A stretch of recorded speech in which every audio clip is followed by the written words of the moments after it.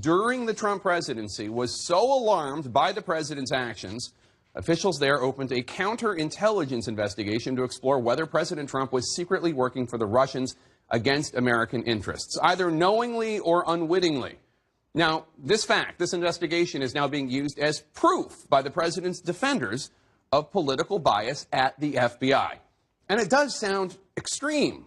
A counterintelligence investigation into the President of the United States. But from the perspective of the FBI, consider the following.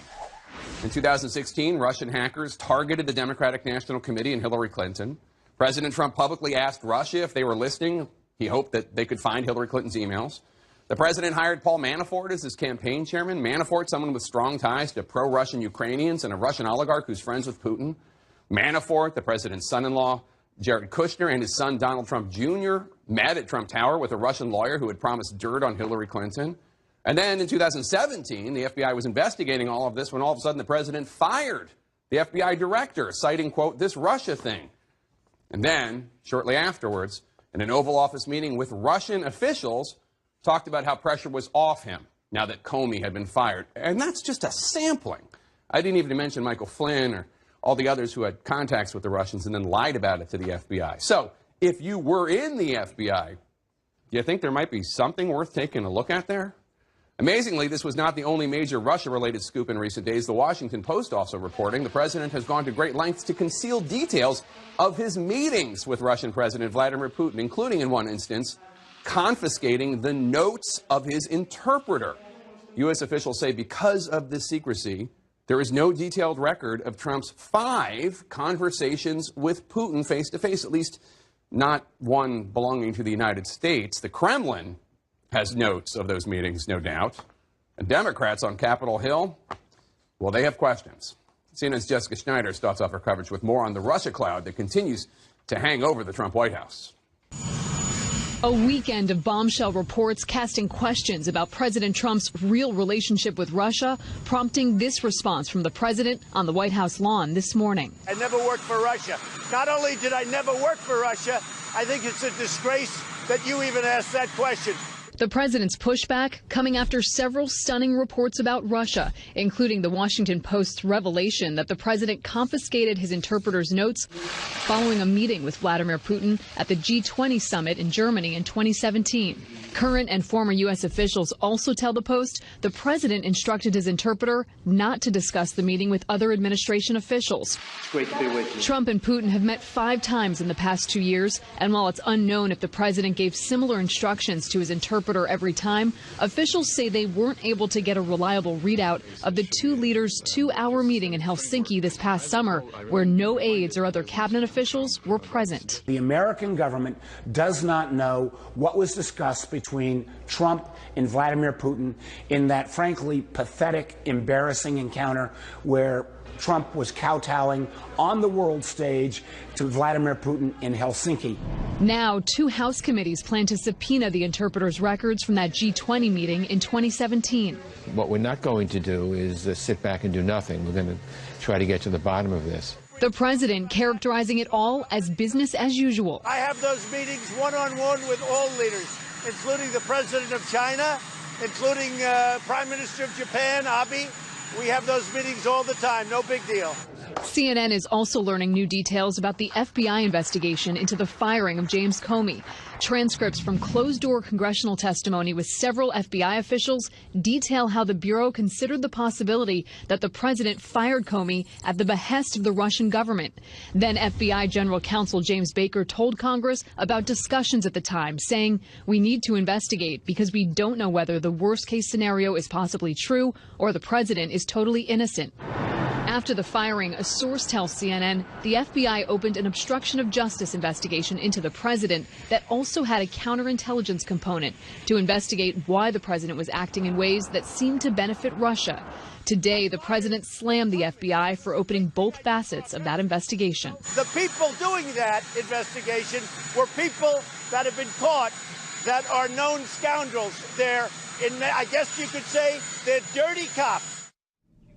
And the president seeming to refer there in part to former FBI officials like James Comey, as well as Andrew McCabe. Now, McCabe's the one who decided to open the counterintelligence part of the probe. But, Jake, it's worth noting that McCabe was actually fired from the FBI last March for misleading investigators about leaks to the media, in part concerning an investigation related to the Clinton Foundation and nothing to do with President Trump.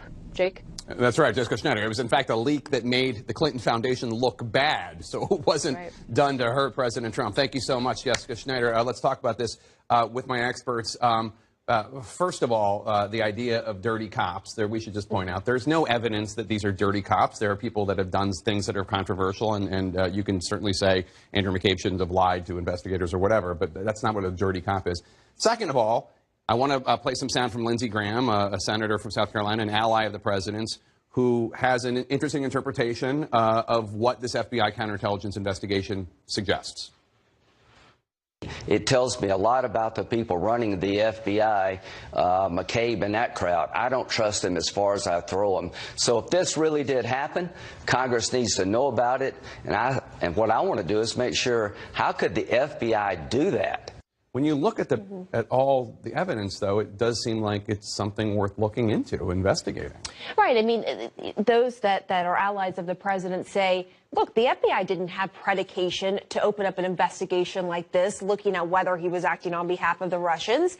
Simply just what he is saying publicly isn't enough to open up an investigation. And they would argue that if you really thought he was acting on behalf of the Russians, the U.S. has the biggest intelligence apparatus, one of them at least, in the world. Couldn't you just call up the intelligence community and say, hey, is the president speaking to any Russians? I mean, that is what they argue. They believe that this is an example of the FBI out of control, going rogue. And we did this reporting today with my colleague Jeremy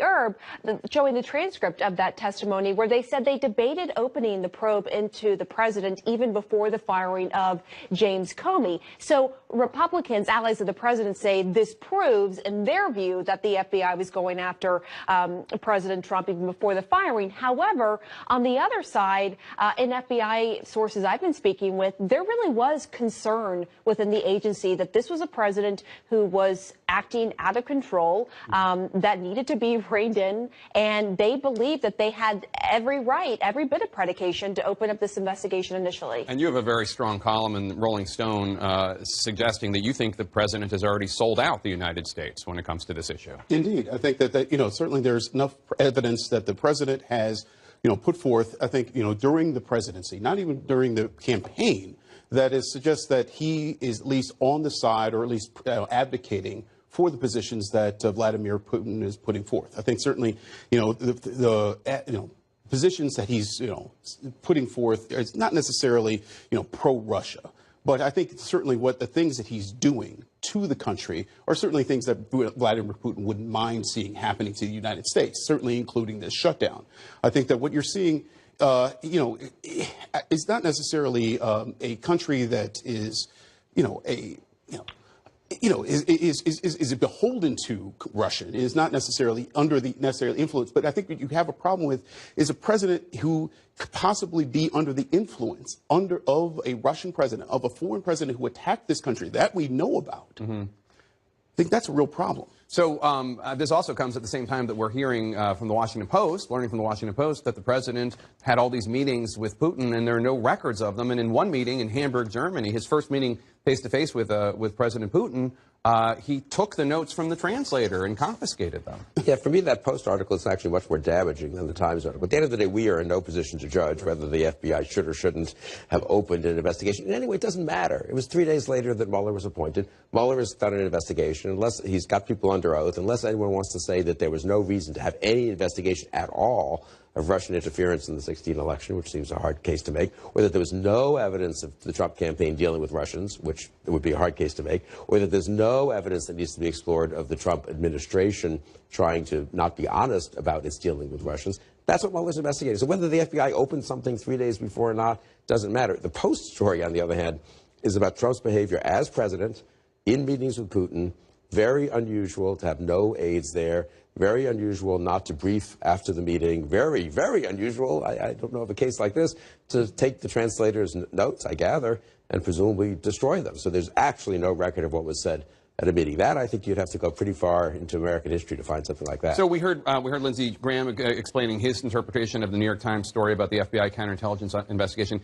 I asked Senator Ron Johnson of Wisconsin about this meeting, about the story about the president taking away the notes and not letting translators and others in there. Here's what he had to say. Here's his interpretation of that Washington Post story. I do know that President Trump was burned earlier by leaks of other private conversations, so I could certainly understand his frustration from that standpoint. But you said earlier, this is not a traditional president. He has unorthodox means, but he is president of the United States. It's pretty much up to him in terms of who he wants to read into his conversations with world leaders. Paul?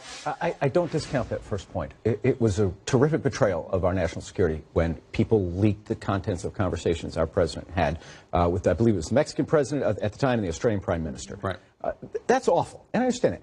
It does not explain why you would confiscate notes from a meeting with Putin. Well, there's no evidence he confiscated notes from a meeting with the Mexican president, the Canadian prime minister, or the Australian prime minister. Why Putin? We've run out of innocent explanations for a lot of this conduct, and I think that's part of the problem. In May of 2017, he brought Sergei Kislyak, a reported to be Russian spy master, into the Oval Office and gave him highly classified information. If I had done that, I'd still be sitting in Gitmo. There's no innocent expert. Why? He's not giving intelligence to our allies. He's giving it to our enemies. Why? And the leak bit doesn't stand up, because if he was worried about leaks, wouldn't he also be concerned that the fact he was taking the notes and keeping those details away be leaked as well, which they have, and that only raises suspicion. So everyone stick around. We've got more to talk about. Will Democrats, now in control of the House of Representatives, be the first to see these conversations between Trump and Vladimir Putin if they subpoena the transcript? That's next. Then, making light of a massacre and quoting a guy he once called a Hitler lover. Even by the president's standards, he managed to offend a lot of people this weekend. Stay with us. Welcome back. Sticking with our politics lead, the White House is not denying that stunning Washington Post report that President Trump, after meeting with Russian President Putin, confiscated his interpreter's notes and told her not to discuss what happened in that meeting with other administration officials. It is worth pointing out that that meeting was at the G20 summit in Hamburg, Germany on July 7th, 2017. This is literally just hours before the New York Times on July 8th published its story, its bombshell, about that infamous Trump Tower meeting between Trump campaign officials Donald Trump Jr. and that Russian lawyer who had promised dirt on Hillary Clinton. Times reporters had asked the White House for a comment on July 7th, and a New York Times source tells me that the White House would certainly have known about their pending story before the president met with Putin. We should also note that later at the summit dinner, President Trump talked to Putin again, this time for nearly an hour with no interpreter present, and that private encounter was not disclosed until almost 2 weeks later.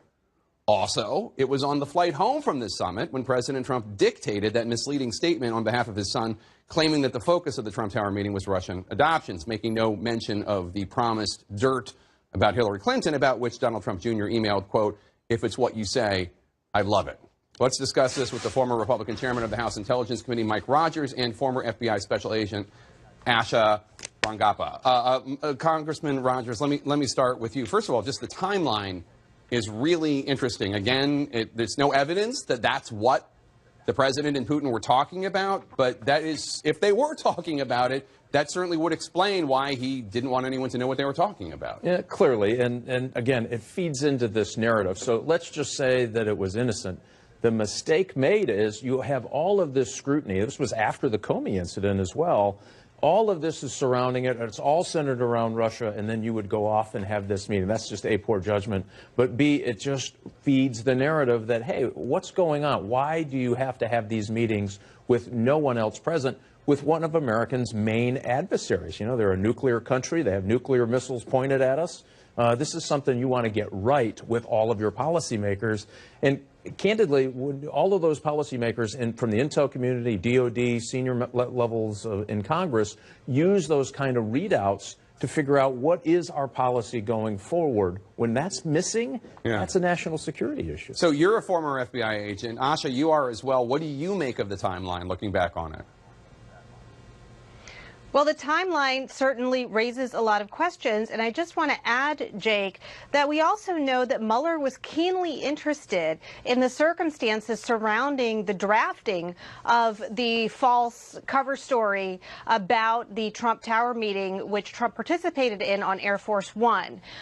You know, he was looking into it. He interviewed the people who were present, and, you know, from a legal perspective, it was always a little unclear how that particular event related directly to either the firing of James Comey and that obstruction investigation or to collusion. I mean, it's not great, but, you know, lying to the public isn't necessarily a crime, which is what was said at the time. But if we are looking at it in the context of something that came out of his meeting with Putin, then not only would that be a part of a collusion investigation, but it would also potentially be an act of obstruction in and of itself. So it, you know, it adds some more context potentially to why Mueller was looking into that specific event so carefully. And Congressman, the president has suggested that his strength is building personal relationships with people like Putin, and that's why he would want privacy when it comes to such a meeting. What's the problem with that? Well, there wouldn't normally be a problem, except when you're meeting with your adversaries, there is a lot more going on. And you're walking into a room with a trained KGB officer who understands information operations, and no one else on the U.S. side gets access to that meeting. So if Putin came out after that meeting and said, Donald Trump told me, you know, we got a deal on nuclear missiles, everybody would be scrambling around trying to figure this out. That's the problem. And Putin understands how to use information, so he could mischaracterize that meeting, and there would be no American backstop in the room. You can still develop those relationships. I've been in relationships with head of state as a member of Congress and as a chairman, where there's groups of people. You can still have that personal connection because that's where the conversation is, and protect yourself and make sure that everything is right. Your interpreter makes sure that they got it right. You don't want to have any problems in execution on the content of those meetings. And that's exactly what makes people, I think, a little nervous. Again, feeds the narrative on, hey, why are you trying to obfuscate all of your relationships with your Russian colleagues? Really, I don't even know if there's a real need for that. And Asha, take a listen to President Trump talking about the FBI and those who started the counterintelligence investigation into the president in 2017. The people doing that investigation were people that have been caught that are known scoundrels. I guess you could say they're dirty cops. And I'll tell you what, it is so unfair what's happened to the FBI in terms of the men and women working in the rank and file of the FBI. And they are so embarrassed by their leadership. You're a former FBI agent. What do you make of that? Well, first of all, I'd like to point out that according to, the reporting, the investigation was open after his own appointees were running the Department of Justice. So, clearly they also were on board with it. And I also believe that once it was passed off to Robert Mueller, that he would have double vetted it to make sure that it was a properly predicated investigation. I think that when we have a national security concern like this, I think we should be glad that we have FBI agents who are there to resolve and decide, is there a threat here or not? And we don't know. If that investigation was closed because they found that there was no threat, that's actually helpful to the president. And, he should welcome that if that is the finding and he feels confident in that. And if it wasn't, then I think we need to know what risk we're at, because this is a person who holds immense power in terms of the country's interests vis-a-vis foreign nations. And that would be something that I think ultimately we would want members of Congress to know about when Mueller finally prepares his report. That's an excellent point, that both Sessions and Rosenstein would have had to have signed off on this counterintelligence investigation into the president. Asha, thank you so much. Congressman Rogers, thank you so much. New horrific. President Trump more adamant than ever in his demand that a border wall be funded before he will allow the U.S. government to reopen, with one source saying, quote, he's not going to budge even 1 inch, unquote. President Trump said as much publicly today with the shutdown on day 24, the longest shutdown in American history. The president also telling aides he thinks he's winning the PR war and bragging furloughed federal workers stand with him with no evidence to prove that. And as CNN's Caitlin Collins reports, all this digging in is doing nothing for negotiations. I will never, ever back down. I didn't need this fight. Under siege today, President Trump is lashing out at Democrats over the longest government shutdown in U.S. history. The government remains shut down for one reason and one reason only. The Democrats will not fund border security. The president demanding they return to the negotiating table while sticking by his own demands and offering no new incentives. All they have to do is say, we want border security. That automatically means a wall or a barrier. Almost 4 weeks in, talks between the Democrats and the White House have completely stalled. I don't know if we're close to the deal. And the president is backing off his threat to use emergency powers. I'm not looking to call a national emergency. This is so simple, you shouldn't have to now. Trump is even balking at offers from Republicans. After Senator Lindsey Graham pitched this, I would urge him to open up the government for a short period of time, like 3 weeks, before he pulls the plug. The president outright rejected the suggestion today. I'm not interested. I want to get it solved. Prompting this frustration from his own party. Well, then, Mr. President, when are you going to help us open the government? The White House strategy to blame Democrats. The Democrats don't want to do anything about it. Isn't working. A new poll from CNN shows 55% of those surveyed blame Trump, while only 32% hold Democrats responsible. The government has now been partially closed for 24 days, and Americans are starting to feel the strain of the shutdown, especially at the nation's airports, where the majority of TSA employees who, according to their union, average less than $40,000 a year, aren't getting paid. I am a single mom. My son just graduated his first 2 years of college. He's going back. I'm not getting paid. I just bought a house. I'm not going to be able to pay my mortgage. But some White House officials are brushing off those hardships, including the president's economic advisor, who told furloughed workers to think of it as a vacation. He's open to negotiating with Democrats, essentially making the argument, I'm here and you're not, because a slew of Democrats left Washington over the weekend, as Republicans did as well after the House and Senate adjourned. But the president is headed back to Washington right now after speaking here in New Orleans, and we are told that he does not have any meetings scheduled, nor does his staff, with congressional leaders or their staff tonight. So we're not going to get any progress on the government shutdown until tomorrow at the earliest. Jake. All right, Caitlin Collins traveling with the president. Thanks so much. I just want to run that sound again because it's really remarkable. This is the president's top economic advisor, Kevin Hassett, catching some heat he's been for the comments he made about furloughed workers. Take a listen. They can't go to work, and so then they have the vacation, but they don't have to use their vacation days. And then they come back, and then they get their back pay, then they're, in some sense, they're better off. I mean, there are people out there, we've been showing them for 3 weeks, 4 weeks now, who are worried about, who are having to make choices between whether or not they pay for groceries or whether or not they pay for, medical bills. Right. I mean, there was an event in Maryland this past Friday where people were getting handed out turkeys and other kinds of food items. Yeah. You know, like it's Thanksgiving for folks who can't afford to, to feed themselves. I mean, this is not vacation. You know, people are having to choose whether or not they can afford their insulin or whether or not they can afford payments for therapy for their kids who need help. This is not some sort of benefit. You know, it's amazing to me the lack of perspective that this White House has. I mean, insulin's a whole other issue, even if you have money. But how does this end? How does this government shutdown end? I mean, I've been saying for a couple of weeks that I think it ends when Republican senators buckle. Trump doesn't seem to have any incentive to do so. Speaker Pelosi is holding the Democrats fine. I do think there's increasing pressure, and I've heard this behind the scenes from people on the Hill, on Republican senators. Why are you closing down a third or a quarter or whatever it is of the federal government just for the sake of this dispute on the wall? Fine. I mean, you guys have your fight about the wall over the next few months. That's what legislative fights are about and the appropriations process and so forth. But meanwhile, could you reopen EPA and IRS and all these parts of the government?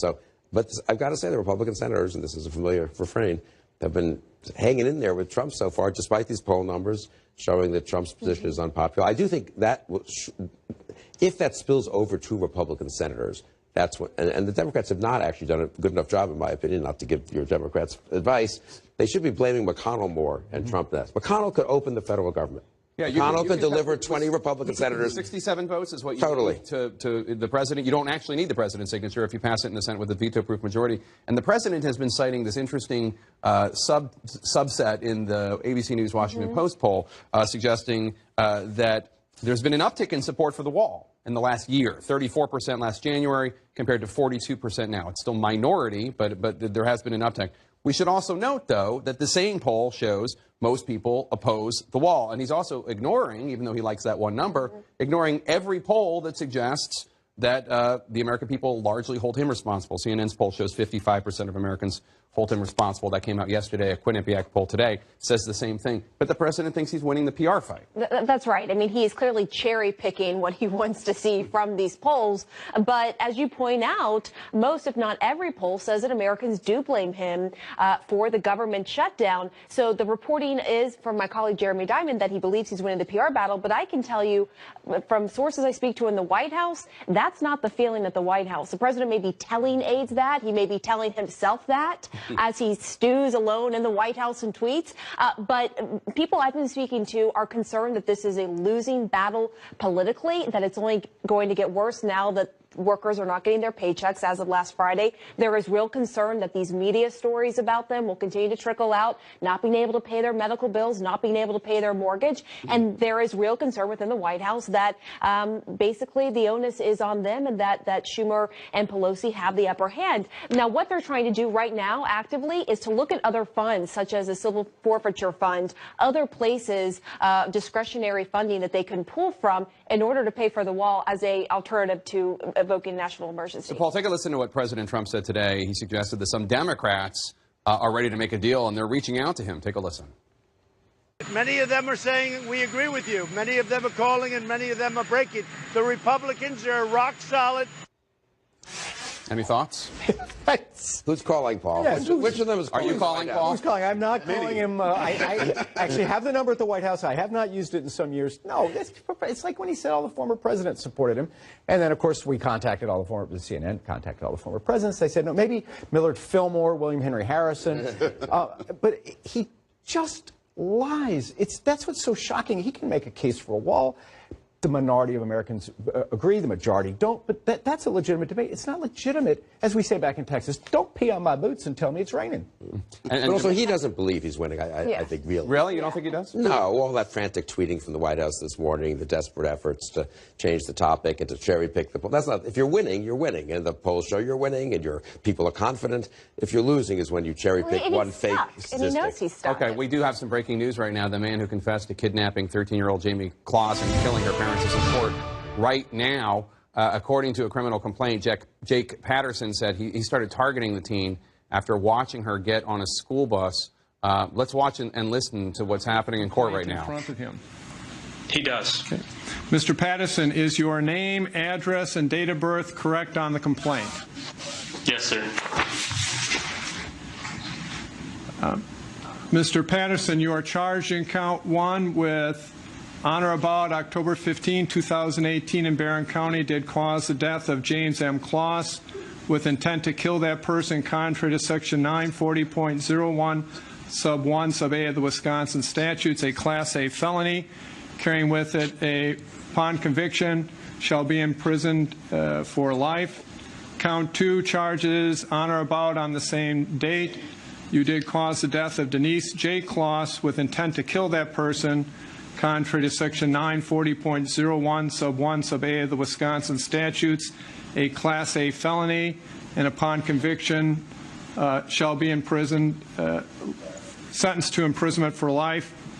Count 3 charges you on the same date and place by force or threat of imminent force.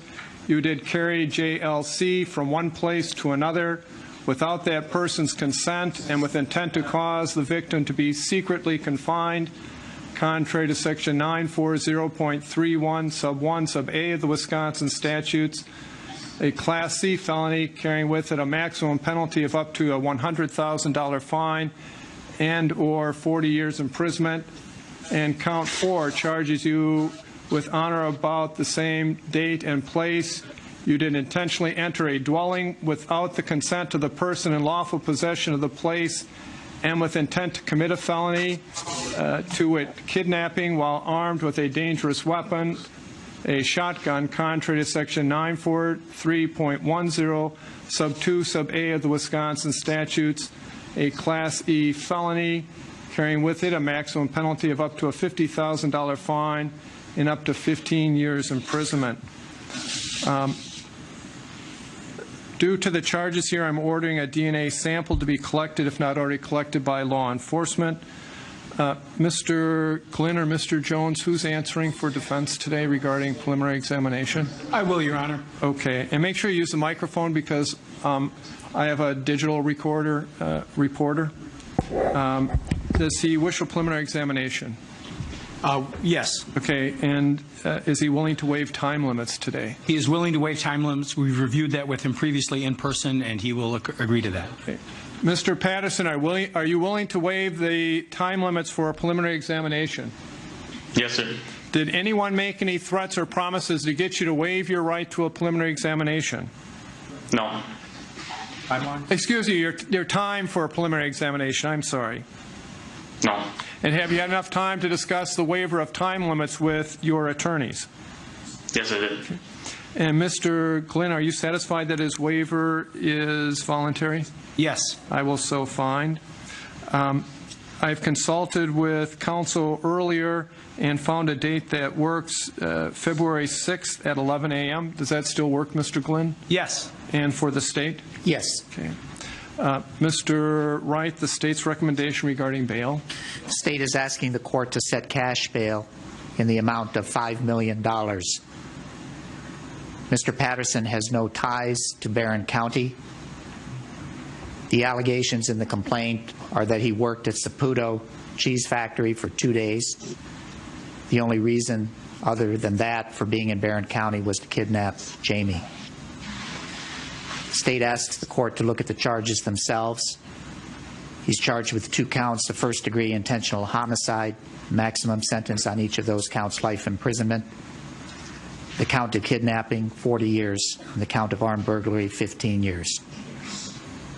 The state asks you to consider the efforts he took to conceal himself as alleged in the criminal complaint, the modifications that he made to his vehicle so that police wouldn't find him, including stealing license plates on the vehicle near Serona, putting him on his vehicle before he went to the Claus residence so that if police did see him, they would not be able to trace his vehicle back to his plates. The fact that he disengaged his dome light to make sure that no one would be able to see him enter or exit his vehicle. The fact that he purchased a mask. The fact that he wiped down the shotgun that was located at his house and the shells that were used to kill James and Denise by his own words so that no DNA or fingerprints would be found. The fact that it is alleged he shaved his face, all of his head hair, and showered before leaving for the Claus home so no DNA or fingerprints could be located. The fact that he turned his engine off, headlights off to conceal his arrival at the Claus home. The fact that he had made a decision that he was going to shoot anyone inside that home, including children, because he could not leave behind any eyewitnesses.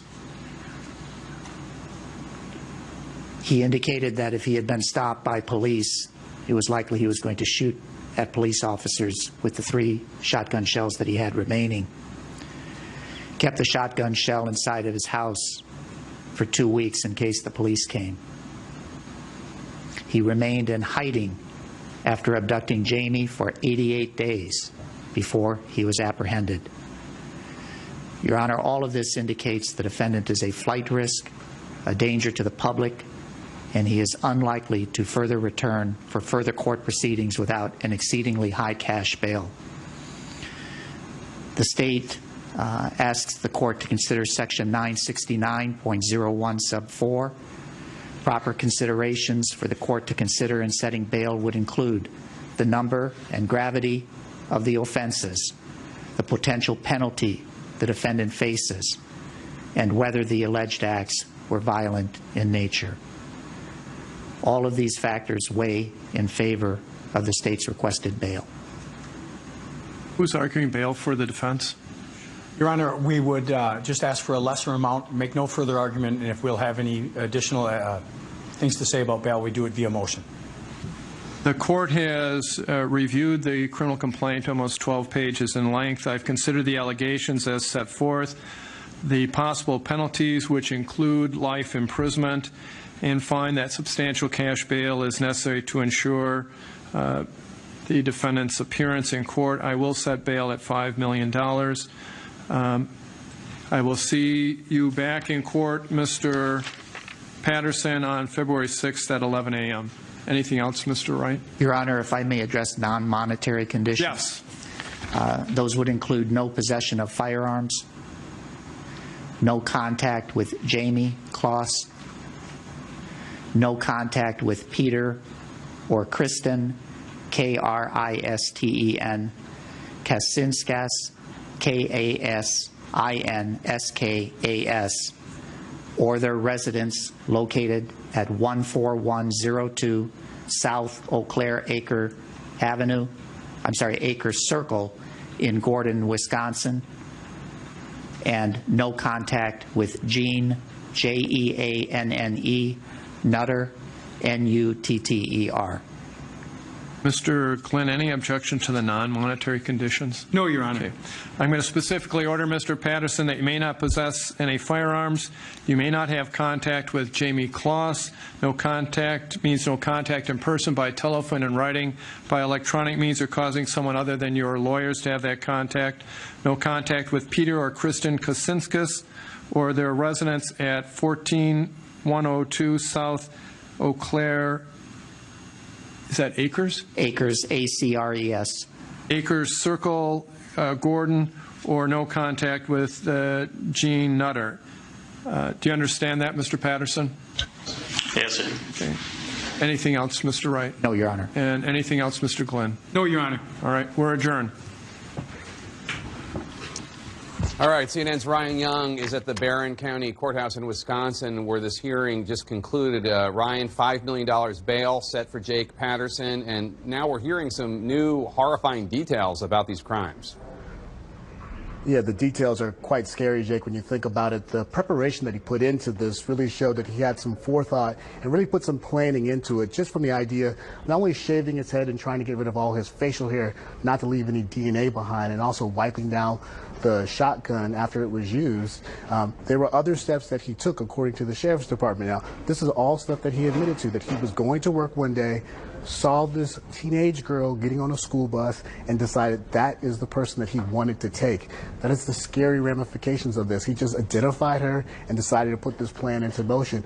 And from there, you see all the planning that went into place. He went to a Walmart. He bought supplies. Then he got ready. He even tried to go to this house on 2 other occasions, according to the complaint that we read today, that said he made the attempt to do this. But one time he got spooked because he saw people walking around. The next time he saw more cars in the lot and decided not to do it. He disabled the dome light inside his car to make sure that when he came down that driveway, that when he opened his door, that the light would not come on.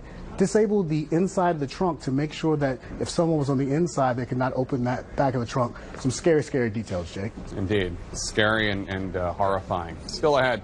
President Trump once said only wackos would vote for a guy who he just quoted approvingly on Twitter moments ago. A stunning slam from Senate Majority Leader Mitch McConnell of Republican Congressman Steve King's racist statements, in which King lamented that white nationalist and white supremacist are offensive terms now. McConnell told CNN, quote, Congressman King's statements are unwelcome and unworthy of his elected position. If he doesn't understand why white supremacy is offensive, he should find another line of work. This comes as King is expected to meet with House Minority Leader Kevin McCarthy, who this weekend vowed to take action over King's latest racist remarks. Jamel, I mean, one of the things that's interesting about this is not the first time he has said something racist, but all of a sudden now, I guess tipping points are good, but I mean, the tipping points have just been coming over and over again with Steve King. I mean, I think that, frankly, I mean, every time something like this happens, Republicans come out and they say something similar to this, and then people just kind of like recycle it out of the news cycle, and then we just wait for him to say something else, and then there's a fresh cycle of outrage, and no one ever really says what they need to say,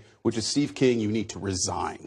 And in fact, he didn't. McConnell didn't say that. He didn't say that. Racism needs to be a firing offense within the Republican Party, and until it isn't, until it is, we're going to still be doing the same thing. Do you think that Steve King should be forced to resign? It's weird because, you know, you look at some of the personal offenses that people have done. There was that congressman from New York, Christopher Lee, I think was his name, who there was some dating app and he was, you know, there with a shirt off, Congressman Massa with the tickle fights, Anthony Weiner. I mean, people do things in their private lives that are offensive, inappropriate, and they get pushed out of the party. But racism, I mean, he should be denounced. I'm a little reluctant to ask for to force elected officials to resign. He was re-elected by his constituents after the Weekly Standard actually broke the story of King calling Mexicans, in effect, dirt, and we don't want more of that coming across the border. And he lied about it. And then Adam Rubenstein reported it, and he denied it. Some kid reporter, he's making it up, and then we released the tape, and he had said it. Nonetheless, he got reelected. Certainly, what the party can do is strip him of committee assignments and do other things that discipline him. Hopefully, and there's a primary challenge. I was pleased to see this, a conservative Republican, actually, so you can't just say some moderate rhino, pro-life, and et cetera, Republican, running against him in that Iowa district. And Pamela, the president was asked about Congressman King, this president who is up to speed on everything in the news having to do, from Jeff Bezos' divorce I mean, everything. Right. But this is what he had to say about Steve King. What about Steve King from Who? Steve King. How different I haven't been following it. I really haven't been following it. Hasn't heard. Okay, I mean, David Duke with you. Was that not what you were interviewing? Yeah, he never heard of David Duke. Right. Yeah, he's conveniently how he That's doesn't kind know. of his He doesn't follow go-to. certain Who? I things. don't know who you're talking about. I mean, and as you pointed out, the president has been kept up to speed on everything. He's been tweeting about it. Jeff Bezos, you name it, he's probably tweeted about it over the last 48 hours, being in the White House alone. Our reporting is that the president is aware. I mean, look, his aides have told him that it is true. We're being told he has been focused on the shutdown. But this is an opportunity for the president to come out and denounce these kind of remarks, as you point out. And some would argue that this is a missed opportunity for the president to say, look, this is offensive, this is racist, that, you know, we shouldn't tolerate this. But what will be interesting as he faces his opponent in the re-election fight, as you pointed out, of what the president will do then. Will he back Steve King, which would all but ensure his re-election victory, or will he not and leave him vulnerable? It will be interesting to watch that. Right. Given America's history on race, it's a moral obligation for a president to speak out against racism. When a cross was burned in an African-American family's yard in Maryland in 1984, Ronald Reagan went to their home and denounced it, and the world saw